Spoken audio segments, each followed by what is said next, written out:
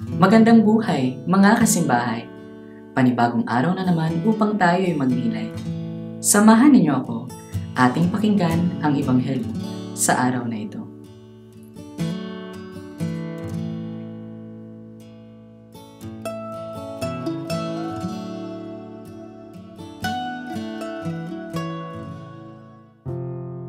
Ang mabuting balita ng Panginoon ayon kay San Lucas.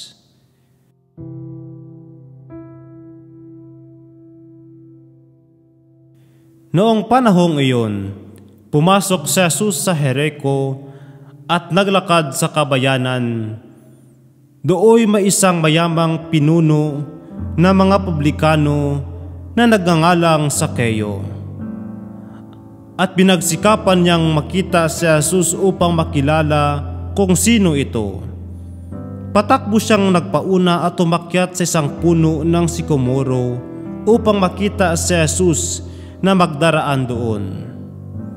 Pagdating ni Jesus sa dakong iyon, siya ay tumingala at sinabi sa kanya, "Zakeo, bumaba ka agad, sapagkat kailangan kong tumuloy ngayon sa bahay mo."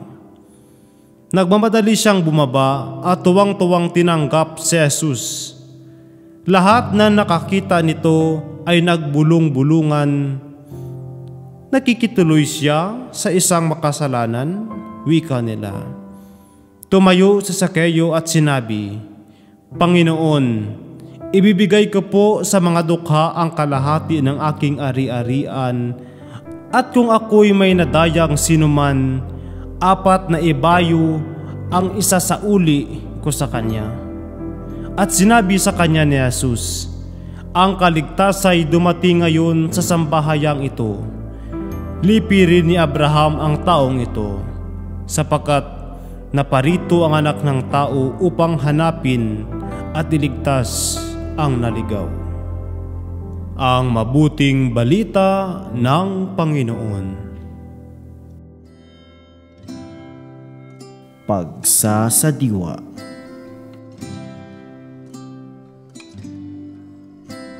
Pinagsikapan niyang makita si Jesus upang makilala kung sino ito.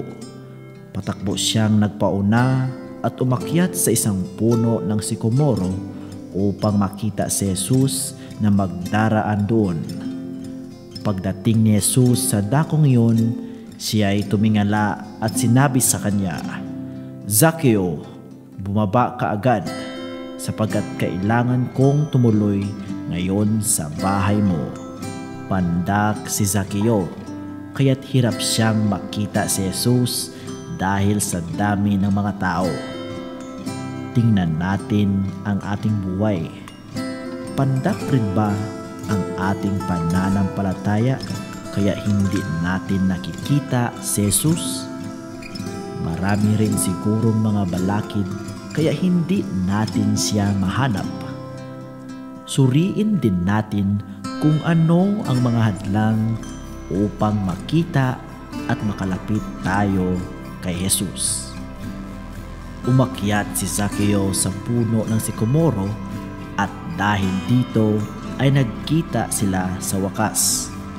Ipinapaalala ng tagpuan na ito na sa mga panahong nahihirapan tayong makita si Jesus, mahalagang may mapuntahan sana tayong puno ng sikomoro na magiging tulay sa ating tagpuan kay Jesus. Marahil ang puno ng sikomoro sa ating buhay ay ang ating pamilya, mga kaibigan, mga pari, at marami pang iba na nagiging daan upang patuloy nating makadaupang palad si Jesus. Magpasalamat tayo sa mga taong tulad ng puno ng sikomoro na nagiging tulay sa ating pakikipagkita kay Jesus. Pagsasadiwa. Tulad ng puno ng sikomoro, maging tulay o hagdanawa tayo upang magkaroon ng pagkakataon ang mga nagnanais magbagong buhay na makita at masilayan si Jesus.